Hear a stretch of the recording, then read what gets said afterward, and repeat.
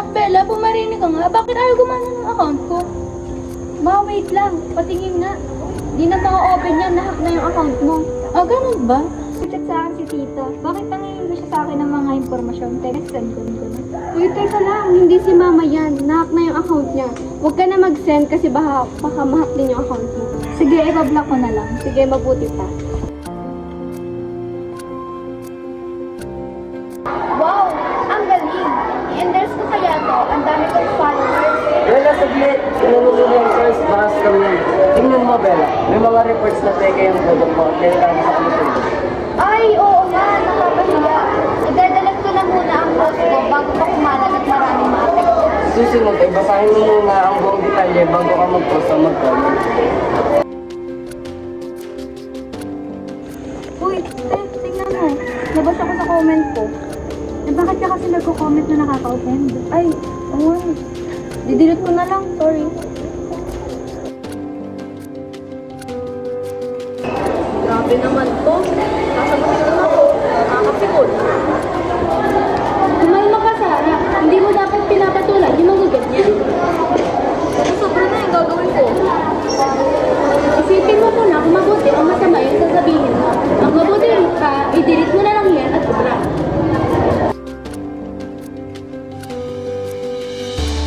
Ate, ano pang sinalaton? Isang lero kung saan magkakapera kahit walang binabayaran? Totoo ba ito?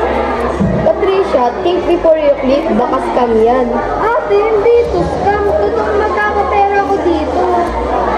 Nakita ko na dito yung larong yan ay hindi totoo, kundi isang malaking scam. Talaga ba ate? Kung gano'n ay hindi ko na ito pipinutin. Sa susunod ay hindi na ako basta-basta pipindut ng mga link at iisipin ko muna ng mabuti bago ito pindutin.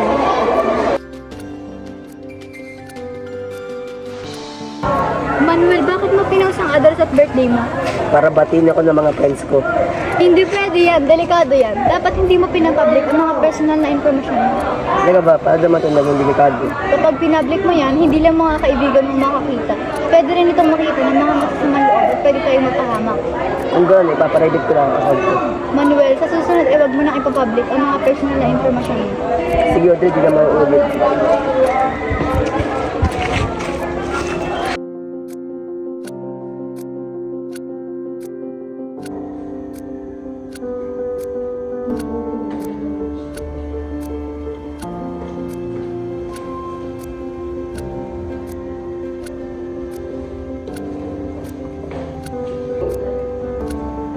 Briley, hindi naman pinost ka ni JD.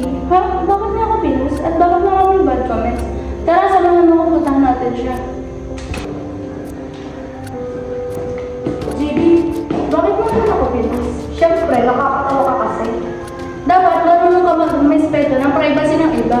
Especially pag wala kang paalam. At saka, sabi nga sa mga RA, stop bullying.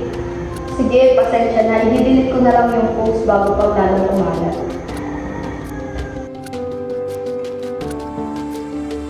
Hanggang, tingnan mo. Walang pasok. Sige, patingin nga. Kung ano, tara, uwi na tayo. Sakay po ka. Walang pasok. Sabihin mo na. Hindi naman verified yung account. Hindi totoo to. Turuan kita paano makanap ng verified na Iwasan ang mga hindi kilalang website o mga posts na walang katahasang pinagmulan. Maaari kang tumingin sa social media account ng Philippine Star at dito mo rin makikita ang mga napapanahong balita.